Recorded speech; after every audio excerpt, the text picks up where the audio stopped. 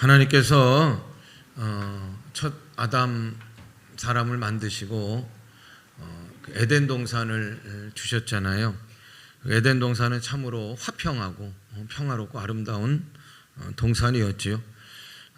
이제 화평이란 평화란 이런 단어가 우리가 익숙한 게 하나 있어요. 그게 이제 히브리 말로 샬롬 그렇게 얘기하고 헬라어로는 에이레네 그렇게 얘기하는데, 이 샬롬이라고 하는 단어에는 뭐 건강, 안녕, 말 그대로 평화, 화평, 뭐 행복 이런 게 아무튼 모든 뜻이 다 담겨져 있는 것이고, 그래서 유대인들은 특별히 이스라엘인들은 그들이 인사할 때 샬롬이라고 그렇게 인사를 많이 해요. 그런데 그 인사 가운데는 개인에 대한 샬롬을 기원하는 것도 있지만 나라에 대한 기원, 또 지구 전체에 대한 이제 그 평화에 대한 기원의 그 의미들도 다 담겨져 있습니다. 여러분, 예수님께서 이 땅에 오시던 날 새벽에 천사들이 하늘에서 막 찬송을 하잖아요. 그때 그 찬송의 소리가 뭡니까? 지극히 높은 곳에서는 하나님께 영광이고 땅에서는 기뻐하시는 입은 사람들 중에 한번 따라합니다. 평화로다. 이제 예수님 오시는 탄생하시는 그날 막 하늘에서 천사들이 노래를 하는데 이렇게 노래했다는 거예요. 그리고 예수님이 이제 그분이 오셨던 궁극적인 목적은 뭡니까? 구속의 사역이지요. 그래서 십자가에 달려 제물되어 죽으심으로 그리고 구속의 사역을 이제 감당하시고자 이 땅에 오셨는데, 그래서 그 사역을 감당하시려고 이제 들어가시는 날이 우리가 이제 종려주일이라 그렇게 얘기하는데, 종려주일에 예루살렘으로 들어가시잖아요. 그때 뭘 타고 들어가시냐면 나귀 새끼를 타고 들어가시는 거예요. 나귀라고 하는 그 짐승에 어떻게 보면 의미가 있어요. 뭐 비둘기도 평화지만 나귀도 화평, 평화라는 그런 의미가 있습니다. 그러니까 여러분 오실 때도 평화가 울렸고요. 그리고 예수님 마지막 구속의 사역을 감당하시려고 예루살렘에 들어가실 때에도 나귀를 타고 평화를 타고 들어가신 것을 보게 되는 거예요. 예수님은 화평을 위하여 오셨어요. 예수님은 평화의 왕이신 줄로 믿습니다. 근데 예수님은 평화고 예수님은 화평이시지만 이 지구상에 예수님 믿는 사람들이 많잖아요. 오늘도 주일인데 예배드리는 공동체가 굉장히 많을 거예요. 근데 그럼에도 불구하고 화평이신 예수님을 믿는, 화평이신 예수님을 따르는 그 교회와 교인들이 많은데도 불구하고 왜 이 땅은 화평하지 못한가? 왜 이 땅은 여전히 이렇게 불안한가? 왜 이 땅은 전쟁이 끊이지 않는가? 에덴 동산에서 화평이 깨진 이유가 뭡니까? 에덴 동산에서 첫 아담에게 에덴 동산 그 평화가 깨진 이유가 뭡니까? 그건 뭐 우리가 다 알듯이 첫 사람 아담이 범죄함으로 평화가 깨어지고 평화의 동산 에덴 동산에서 쫓겨나고 마는 거예요. 그때부터 하나님과 사람 사이에는 아주 건널 수 없는 큰 강이 생기는 것이고, 사람과 사람 사이에도 원수 맺고 싸우고 으르렁거리는 긴장과 대립이 생겨났고 평화가 아니라 불화의 세상이 되고 말았지요. 아담이 에덴 동산에서 나가서 얻은 첫 자식이 있어요. 가인이. 불행하게도 불화의 세상에서 태어난 첫 가인은 살인자가 되고 말아요. 에덴 동산에서 평화로울 때는 옷을 벗고 있어도 뭐 부끄럽거나 뭐 두려움이 없어요. 그런데 범죄하고 나서 그 인간의 모습은 부끄러움이 생겼잖아요. 두려움이 생겼어. 그래서 지금도 우리는 옷을 많이 껴입지요. 뭐 여름이라서 더워서 이제 뭐 한겹 껴입지만 그래도 뭐 우리가 옷을 얼마나 많이 입는지 몰라요. 그런데 가려도 부끄러움은 가릴 수 없고 여전히 두려움에 떨고 있는 세상 한복판에서 평화가 깨진 세상에서 우리가 살아가고 있어요. 하마르티아, 죄라고 하는 단어인데, 하마르티아라고 하는 단어는 어떤 의미가 있냐면 기차가 레일을 달리잖아요. 그런데 이 죄는 뭐냐면 기차가 레일에서 벗어나는 거예요. 여러분 뭐 태풍 때문에 아무튼 뭐 철도 공단은 긴장했다고 그러잖아요. 왜냐하면 잘못해가지고 그냥 레일들이 손상당하고 뭐 기차가 아무튼 어려움 당할까봐 긴장을 했는데, 여러분 레일을 달리던 기차가 레일에서 벗어나면 아주 큰일 나는 거예요. 아주 끔찍한 일이 일어나는 거예요. 그게 죄라는 거예요. 하마르티아. 레일을 달리던 기차가 레일에서 벗어나는 거예요. 그게 하마르티아. 그래서 어떻게 됩니까? 하나님과의 관계가 깨지고 불화하고 그리고 서로 미워하고 나누어지고 다투게 되고 전쟁하게 되고 그 죄 뒤에는 사단이 있습니다. 첫 아담에게 죄를 지었던 꼬인 뱀이 있잖아요. 뱀의 실체는 뭡니까? 사단이죠. 사단은 오늘도 우리로 하여금 자꾸 원망하게 하고 불평하게 하고 거짓말하게 하고 불화하게 하고 하나님과 점점 더 멀어지게 하고 하나님 가까이 하는 일체의 모든 것들을 다 막 막고 그게 사단이 하는 일이에요. 사단은 지금도 화평을 깨고 평화를 깨고 그리고 우는 사자처럼 삼킬 자를 그냥 삼켜먹겠다고 공격할 자를 찾아다니는 것이 사탄이. 오늘 14절 말씀 보겠습니다. 같이 14절 읽어요. 시작. 그는 우리의 화평이신지라 둘로 하나를 만드사 원수된 것 곧 중간에 막힌 담을 자기 육체로 하시고. 아멘. 네, 그는 예수님이시. 따라합니다. 예수님은 우리의 화평이십니다. 여러분, 이게 불화한 세상에 화평을 주러 오신 분이 예수님이시죠. 예수님은 그래서 평화의 왕이라. 그런데 예수님께서 주시는 화평과 평화는 거저 주신 게 아니라는 거예요. 값진, 아주 정말 값진, 정말 누구도 감당해낼 수 없는, 갚을 수 없는 값진 대가를 치르셨는데 그걸 뭐라고 했냐면 자기 육체로 허시고 친히 십자가에 달려 육체를 허시는 거예요. 육체를 두 조각 내셔서 죽으심으로 불화하는 이 땅에 우리들에게 화평을 주시는 분이 예수님이라. 예수님 십자가로 따라합니다. 둘로 하나를. 예수님의 십자가는 둘로 하나를 만드는 거예요. 하나님과 멀어졌던 우리를 화목하게 하고 모든 원수되었던 것을 소멸하고 예수 그리스도의 십자가의 보혈의 공로로 전에 멀리 있던 우리가 가까워지게 되고 싸우고 원수되었던 우리가 화평하게 되고 둘이었던 우리가 하나 되는 역사가 예수 그리스도의 십자가의 역사라. 평화란 둘이 하나가 될 때 이루어지는 거예요. 누가복음 4장 18절의 말씀이에요. 같이 읽어요. 시작. 주의 성령이 내게 임하셨으니 이는 가난한 자에게 복음을 전하게 하시려고 내게 기름을 부으시고 나를 보내사 포로된 자에게 자유를 눈먼 자에게 다시 보게 함을 전파하며 눌린 자를 자유하게 하고 은혜를 전파하게 하려 하심이라. 아멘. 예수 그리스도의 말씀입니다. 예수 그리스도 가운데 성령이 임하시는 거예요. 그걸 뭐라고 표현합니까? 기름 부으시는 거예요. 기름 부으시다라는 단어는 뭐예요? 그리스도라. 사역을 위해 기름 부음을 받은 자. 그리스도. 어떤 사역? 구속의 사역을 위하여. 죄 씻겨줄 사역을 위하여 기름 부음 받은 자가 누구예요? 예수님이요. 이 땅에 오셔서 어떤 일을 하십니까? 자유를, 포기함을, 은혜를 전파하게 하려 하심이라. 진정한 자유와 화평이 예수 그리스도께 있어요. 할렐루야. 예수 그리스도는 복음이에요. 어떤 복음이냐? 이 땅에 진정한 자유와 화평의 복음이신 줄로 믿습니다. 마태복음 5장 9절 따라합니다. 화평케 하는 자는 복이 있나니. 화평케 하는 자가 복이 있는 거예요. 공동번역에는 이렇게 나와 있습니다. 평화를 위하여 일하는 자가 행복하다는 거예요. 누가 행복하다고요? 화평을 위하여, 평화를 위하여 일하는 자가 행복하다는 거예요.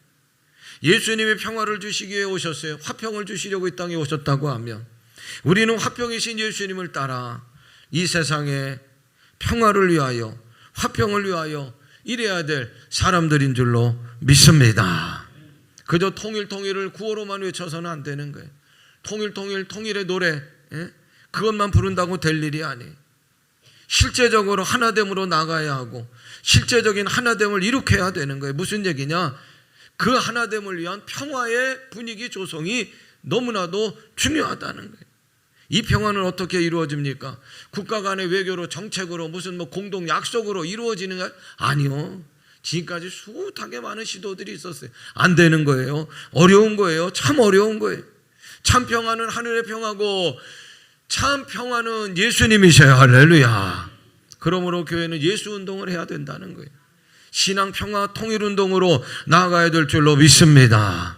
세계 200개 여개국의 분단 국가는 우리나라밖에 없는 거예요. 전쟁의 위협이 계속되고 있는 곳 바로 이 한반도에 우리가 살고 있어요. 전쟁이 일어나면 승자는 없습니다. 다 죽게 되는 거예요. 끔찍한 게 되는 거예요. 전쟁은 막아야 돼.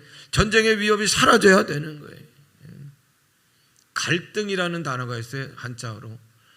이 말뜻을 이렇게 소개한 글을 보니까 갈은 그 칡넝쿨 때 갈이고 등은 등나무 등이라는 거예요. 근데 성격이 정반대래. 이 칡넝쿨하고 등나무는 성격이 정반. 그래서 오른쪽으로 타고 가면 등나무는 왼쪽으로 타고 올라간다는 거예요. 그러다 보니까 그냥 꼬이고 얽히고 이건 뭐 도대체 해결되지 않는 거예요. 도저히 풀 수 없는 상태가 되는 거예요. 오른쪽으로 감아 올라가는 칡넝쿨, 왼쪽으로 감아가 올라가는 등나무가 막 그냥 서로 경쟁 붙듯이 막 계속 자라나고, 그러다 보면 얽히고 이거 도저히 뭐 풀 수 없는 거. 그건 무슨 뭐 국가 간에도 그런 거고요. 사람과 사람 간의 관계도 그렇고 가정 안에서도 그렇고 반목하고 시기하고 뭐 까다롭고 해결되지 못하는 걸 그래서 뭐라고 얘기해요? 갈등이다. 그래, 갈등. 우리나라도 지금 남과 북이 갈등하고 진보와 보수가 갈등하고 세대 간의 갈등이 얼마나 심합니까? 역사책을 보니까 지구 역사상 16,000번의 크고 작은 전쟁이 일어났다는 거예요. 이 지구 땅덩어리에서 16,000번의 크고 작은 전쟁이 일어났대요. 3세기에 걸쳐 일어난 십자군 전쟁, 영국과 프랑스 간의 100년 전쟁, 신교와 구고 간의 갈등에 생겨난 독일의 30년 전쟁, 제국주의의 식민지 전쟁, 900만이 희생된 1차 전쟁, 6,200만이 희생된 2차 세계대전, 그리고 우리나라 6.25 전쟁, 끊임없었는데 지금 이 시간에도 전쟁은 계속되고 있는 거예요. 어찌하면 좋습니까? 78주년 광복을 기념하며 드리는 감리교 평화통일 기도주일에 한국교회와 성도들을 향하여 에베소를 썼던 바울은 아마 이렇게 얘기하고 싶은 거예요. 자, 13절 14절 같이 읽어요. 시작. 이제는 전에 멀리 있던 너희가 그리스도 예수 안에서 그리스도의 피로 가까워졌느니라. 그는 우리의 화평이신지라.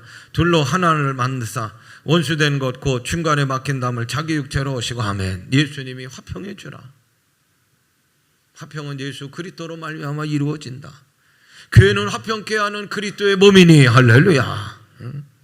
화평을 따라 일하라는 거예요. 여러분, 예수님 당시 유대인들하고 이방인들은 아주 뭐 정말 이거는 뭐 어떻게 해결할 수 없는 견고한 벽이 있었어요. 유대인들하고 이방인들은, 우리가 알듯이 유대인들은 이방인을 뭐라고 그래요? 개라고 그래요. 개라고. 저주받은 이방인들. 그래서 교육할 때도, 어린 자녀들을 교육할 때도 어떤 내용이 있냐면 이방인들이 출산하고 아기를 낳을 때는 절대로 도와주지 말라, 이렇게 교육한대. 왜냐하면 이 땅에 저주의 자식이 하나 더 늘어나는 거니까 그렇게 하면 안 된다는. 반면에 이방인을 대표하는 게 그리스 로마예요. 그리스 로마의 정서는 유대인들을 박해하는 거예요. 유대인들을 아주 그냥 야만인 취급하는 거예요. 야만인. 반유대인 정서가 아주 그냥 로마 그리스에는 얼마나 팽배했는지 모른다는 거예요. 그런데 여러분, 놀라운 일이 있어요. 그 유대인과 이방인 사이에 아주 두껍고 견고한 벽이 허물어진 공동체가 나타나는 거예요. 그걸 새 공동체라. 에베소에서는 새 사람의 공동체라 그렇게 얘기하는데, 그것이 바로 예수 그리스도의 피값으로 세워진 교회 공동체인 줄로 믿습니다. 어느 날 교회가 등장하는데 그 안에는 유대인과 이방인이 섞여서 예배를 드린다는 말이에요. 도대체 이건 있을 수 없는 일이 일어나는 거예요.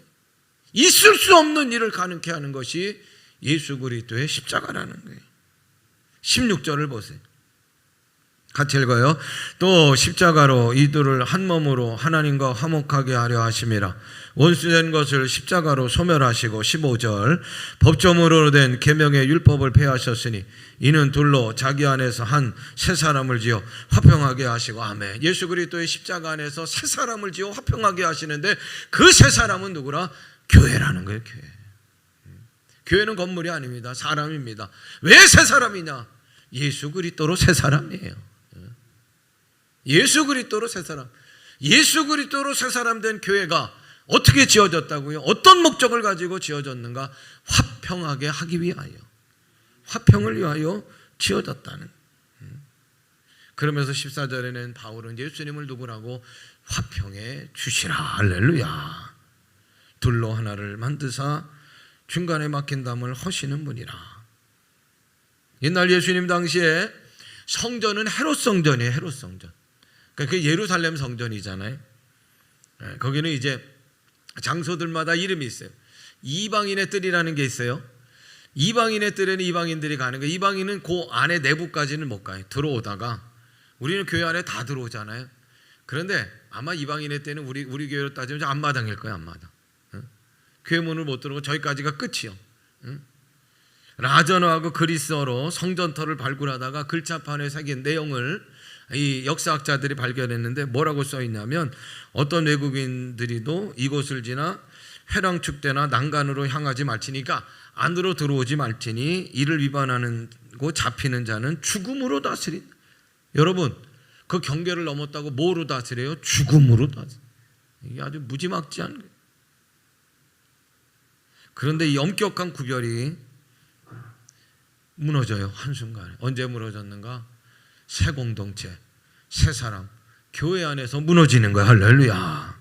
어느 날부터 교회 내에서 금지구역이 없어지고 유대인과 이방인이 함께 하나님을 찬양하는. 여러분, 정치가 못하고 사회운동이 못한 일을 누가 해내십니까? 예수님이 해내시는 줄로 믿습니다. 17절을 보세요. 같이 읽어요. 시작.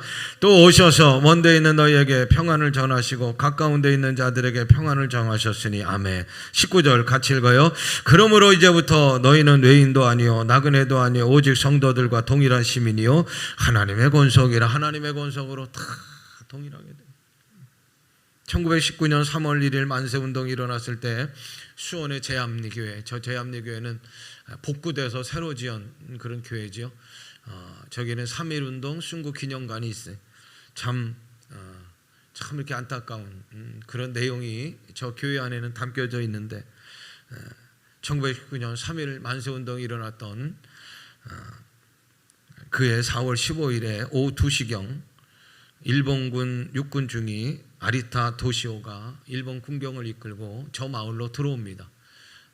저 마을은 31세대가 있었대. 31개의 집이 있었대. 그리고 대부분이 다 교인들이었다는 거예요. 그래서 교회에 사람들을 오게 하고 통보할 게 있다고. 그래서 그 마을의 주민들이 저 교회로 들어왔을 때 갑자기 밖에서 문을 다 쾅쾅쾅 못으로 받고, 그리고 휘발유를 뿌려서 불을 붙였다는 거예요. 그리고 이제 한 애기 엄마는 그 아이라도 살려달라고 밖으로 아이를 좀 이렇게 내보내면서 살려달라고 하는데도 무차별하게 이제 칼로 찌르고, 그래서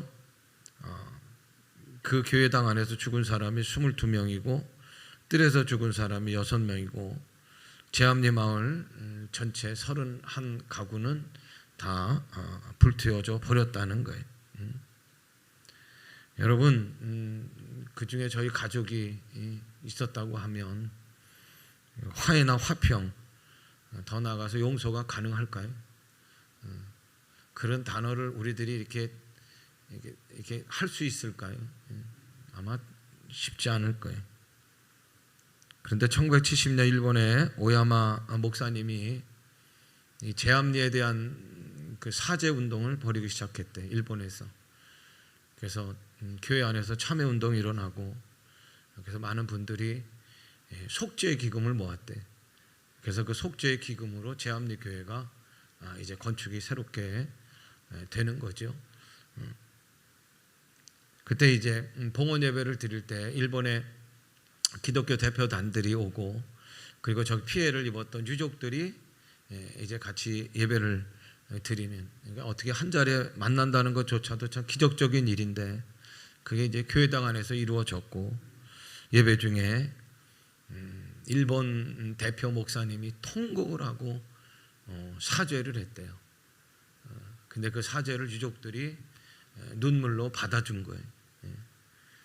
그러니까 여러분, 이게 우리나라하고 일본 사이에 완결된 화해는 아니지요. 아직은 이루어지진 않았잖아요. 그러나 화해와 화평의 가능성이 여기에 있다는 것을 교회로 하여금 깨닫게 하는 아주 중요한 사건이 됐어요. 오늘 교회 시대는 성령님께서 이끌어 가십니다. 그 성령님은 화평이신 예수님의 나라를 위하여 일하시는 분인 줄로 믿습니다. 미국의 감리교회 시카고의 한 주일학교의 이 얘기인데, 주일학교 학생들을 태우려고 매주일 아침에는 이제 교회학교 어린이집으로 버스를 보냈다는 거예요. 그럴 때 이제 주일학교 교사가 동승을 했어요. 근데 안타까운 게 뭐냐면 타면 백인하고 흑인하고는 완전히 갈라지는, 이건 도대체 한 곳에 있으면서도 한 곳에 있는 것 같지가 않더라고요. 앞에는 백인들이 앉고 아이들인데도 뒤에는 여지없이 흑인들이 가, 아이들인데도 막, 이게 도대체 이럴 수 있는가. 교사가 기도하다가 안 돼서 주일날 교회에서 예배드리다 주일날 설교하는데 이런 얘기를 했대. 야, 우리가 깨끗하고 우리가 하야면 얼만큼 하얗고 우리가 검으면 얼마나 검었겠느냐. 우린 다 회색이야. 잘 들여다봐라. 우린 다 회색이야. 그러니까 같이 잘 지내야지. 그래서 어느 정도 이제 좀 설교의 내용이 그들에게 전달됐겠다. 그리고 이제 그 다음 주에 기대를 하고 이렇게 봤더니 버스에 오르는데 백인의 어떤 애가, 대장격 되는 애가 딱 나서서 뭐라고 하냐면 이렇게 얘기를 하더라는 거예요. 밝은 색 회색은 이쪽, 어두운 색 회색은 저쪽. 이렇게 나누더라고요. 선생님이 생각하면서 야, 참 어렵구나. 이렇게 참 편견과 차별에서 자유롭지 못한다는 게 참 이렇게 참 힘들구나. 그랬는데 여러분, 정말 놀라운 일이 일어났대요. 여름 수련회를 갔는데 주제가 십자가예요. 십자가. 예수 그리스도의 십자가를 만난 아이들이 변화되기 시작했다는 거예요. 예수로 충만, 성령으로 충만, 십자가 은혜로 충만하니까 정말 그렇게 안 되던 아이들이요, 그냥 어느 틈엔가 친구가 되고 자동차도 같은 자리에 앉고 서로 집에 놀러 가고 서로 나누고 있는 그 큰 벽, 허물 수 없는 그 큰 벽이 하루아침에 다 무너지는 것을 보았다는 거예요. 18절입니다. 같이 읽어요. 시작. 이는 그로 말미암아 우리 둘이 한 성령 안에서 아버지께 나아감을 얻게 하려 하심이라. 아멘. 22절 읽어요. 시작. 너희도 성령 안에서 하나님이 거하실 처소가 되기 위하여 그리스도 예수 안에서 함께 지어져 가느니라. 아멘. 말씀 정리합니다. 성령님, 화평이신 예수님의 나라를 이루어가기를 원하시, 성령님을 따라야 합니다. 성령님의 인도하심을 받는 교회가 되셔서 성령님은 미움으로 하셔요. 불신의 벽을 하시고 남과 북의 높은 벽도 헐고 계시는 줄로 믿습니다.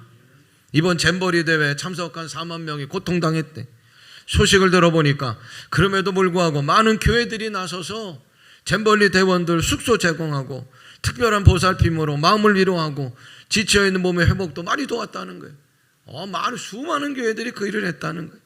정부도 하지 못하는 일을 이렇게 교회들이 할 수 있다라고 하는 것을 보여주는 거예요. 광복 78년이 지나는 이때 교회는 이 땅의 평화의 도구가 되어야 될 줄로 믿습니다.